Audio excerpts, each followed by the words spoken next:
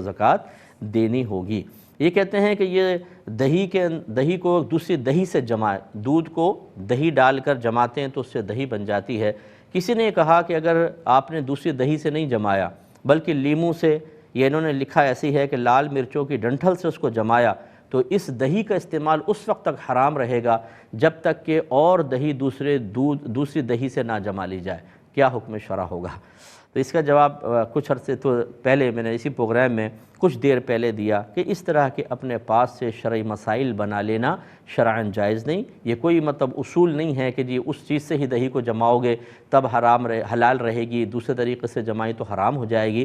یہ حرام ہے، یہ حلال ہے، یہ جائز ہے، ناجائز ہے، یہ شریعت بتائے گی۔ آپ اور میں اپنے پاس سے قیاس آرائی کے ذریعے نہیں کر سکتے ہیں۔ اگر اسی طرح لوگوں کو اختیار ہوتا تو ایک چیز کو کہتا ہے میں اس کو سمجھتا ہوں حرام، دوسرا کہتا ہے میں سمجھتا ہوں حلال، بتائیے فیصلے کیسے ہوتے؟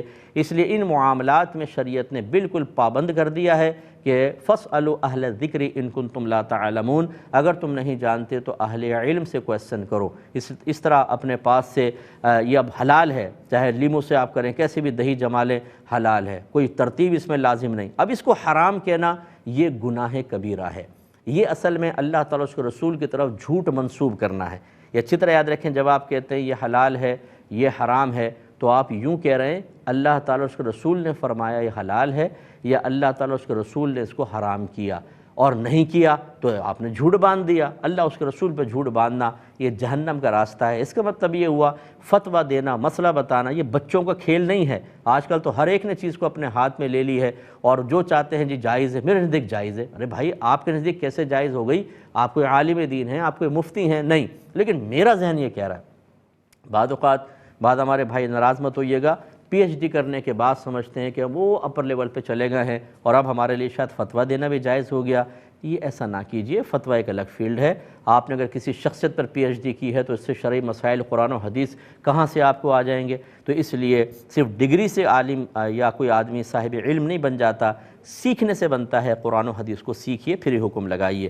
یہ کہتے ہیں کسی نے چندے کا کچھ پیسہ تھا وہ اپنے گھر میں استعمال کر لیا، گوشت لے آیا، چاول، پانی وغیرہ خرید لیا، تو اب وہ سوال یہ کرتا ہے کہ یہ میں جانتا ہوں کہ یہ حرام تو ہے، لیکن کیا جو میں چیزیں لایا ہوں ان کا کھانا اسی طرح حرام ہے جیسے سور کا کھا لینا، خنزیر کا جیسے گوشت کھا لیا، یا حرمت تھوڑی کم ہے؟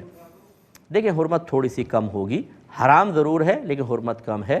یوں سمجھ لیجئے کہ بعض چیزوں کا حرام ہونا واضح قرآن کی آیت سے ثابت ہوتا ہے یا واضح حدیث سے ہوتا ہے، تو ہم کہتے ہیں یہ نص قطعی سے حرام ہونا ثابت ہوا۔ اب قرآن سے اگر کوئی حرام ہونا، کسی چیز کا ناجائز ہونا ثابت ہوتا ہے نص قطعی سے تو ہم اسے حرام کہتے ہیں، حدیث سے ہوتا ہے تو مکروہ تحریمی کہتے ہیں۔ باقی جو مطلب یہ کہ جو بعض اوقات فقہا کہتے ہیں بھئی یوں کریں گے یہ منع ہے، یہ حرام ہے، یہ ان کے درجے سے تھوڑا سا کم ہوتا ہے۔ بہرحال یہ بھی مکروہ تحریمی کے درجے میں آئے گا کہ چندے کا استعمال کرنا، لیکن وہ جو آپ نے کھایا پیا وہ معاذ اللہ وہ کھانا پینا گناہ تھا، چندے کے پیسے سے خریدنا گناہ تھا، لیکن وہ ایسا حرام نہیں ہو گیا کہ معاذ اللہ اس کو سور کے گوشت کے ساتھ تعبیر کیا جائے، یہ زیادتی ہوگی۔ تو اللہ کی بارگاہ میں توبہ ضرور کریں۔ یہ کہتے ہیں کہ ہمارے والد صاحب کا انتقال ہوا، ہم 2 بھائی 2 بہنیں ہیں، والد صاحب کے 2 مکان ہیں، ہم سب نے باہم مشاورت سے اس مکان کے تمام حقوق ان مکانوں کے والدہ کو دے دیے کہ والدہ ان کی مالکہ ہو گئیں، اور ہم نے دستخط بھی کر دیے۔ کیا یہ ٹھیک ہے؟ جی یہ ٹھیک نہیں ہے۔ جیسے آپ کے والد کا انتقال ہوا وہ دونوں مکان مال وراثت ہوئے، ان میں آپ کی والدہ کا حصہ بھی ہے اور آپ چاروں بہن بھائیوں کا بھی حصہ ہے، اور کوئی بھی وارث تقسیم سے قبل اپنا حصہ معاف نہیں کر سکتا ہے۔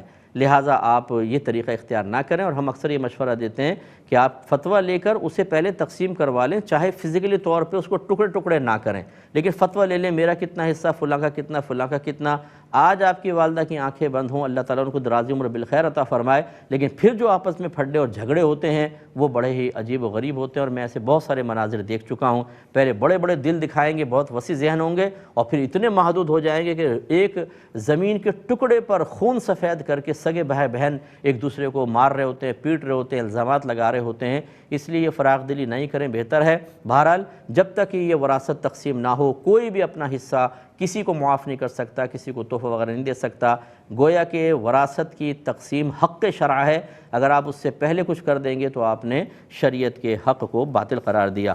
اب اپنے میزبان کو، ہمارے کیو ٹی وی کی پوری ٹیم کو اجازت مرحمت فرمائیں۔ آپ ہمارے لیے دعا کیجئے، ہم آپ کے لیے دعا گو ہیں کہ اللہ تبارک و تعالیٰ آپ کو شریعت پہ چلنے اور دوسروں کو سکھانے کی توفیق عطا فرمائیں۔ آمین۔ وآخر دعوانا ان الحمدللہ رب العالمین۔